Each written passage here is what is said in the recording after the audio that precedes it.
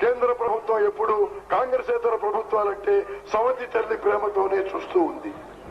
నిన్నగాక మన ప్రధాని రాజీవ్ గాంధీ గారు ఇది ₹2 కిలో బియ్యం కూడా మాదే ఆ పథకం అన్నాడు. ఆయన బాగానే ఉంది అనొచ్చు తేలిగ్గా, కానీ ₹2 పథకం వారిదే అయితే మిగతా రాష్ట్రాల్లో ఎందుకు అమలుపరచడం లేదని అడుగుతున్నాను నేను సభాముఖంగా.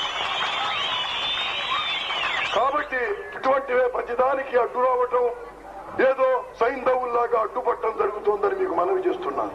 కాబట్టి మొన్న 1984 ఆగస్టు 16వ తేదీన ఈ నిరంకుశ నియంతృత్వ విధానం కలిగినటువంటి కాంగ్రెస్ పక్షం పార్టీ విద్రోహులతో చేతులు కలిపి ఆనాడు శాసనసభలో మెజార్టీగా ఉన్నటువంటి తెలుగుదేశం ప్రభుత్వాన్ని బర్తరఫ్ చేయించారు. అయినప్పటికీ 6 కోట్ల ప్రజానీకం ఒక గుమ్మడిగా ఉద్వేగంతో ఆనాడు లేచారు. దానికి ప్రతిఫలంగానే కేంద్ర ప్రభుత్వం తల వంచక తప్పలేదు. తిరిగి తెలుగుదేశం ప్రభుత్వం పునఃప్రతిష్ఠితం చేయబడింది. అయినప్పటికీ తెలుగుదేశం యొక్క ఆదర్శం అధికారం కాదు, పదవి కాదు, ప్రజా సంక్షేమం, తెలుగు వారి ఆత్మగౌరవం కాపాడటం, మన రాష్ట్ర సమగ్రాభివృద్ధి, ప్రజా సంక్షేమం,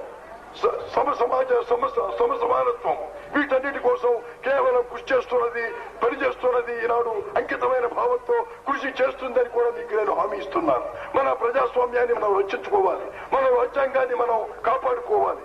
అటువంటి సువిధానాన్ని సృష్టించడానికే ఈ తెలుగుదేశం ప్రభుత్వం అంకితమైన భావంతో ప్రజలకు సేవకు, ప్రజాసేవకు అంకితం అవుతుందని మీకు నేను మరొకసారి వినమ్రతా భావంతో చెబుతున్నాను. కాబట్టే ఈ రోజున ఎవరైతే అవినీతి పరులు ఉన్నారో, ఎవరైతే పార్టీ ఫిరాయింపుదారులు ఉన్నారో, ఎవరైతే పార్టీని వెనుపోటు పొడిచారో అటువంటి దగాకోరు రాజకీయవేత్తలు ఉన్నంత వరకు రాజకీయం నిర్మలంగా ఉండదు, పవిత్రంగా ఉండదు అన్న భావంతో శాసనసభను రద్దు చేయడం కూడా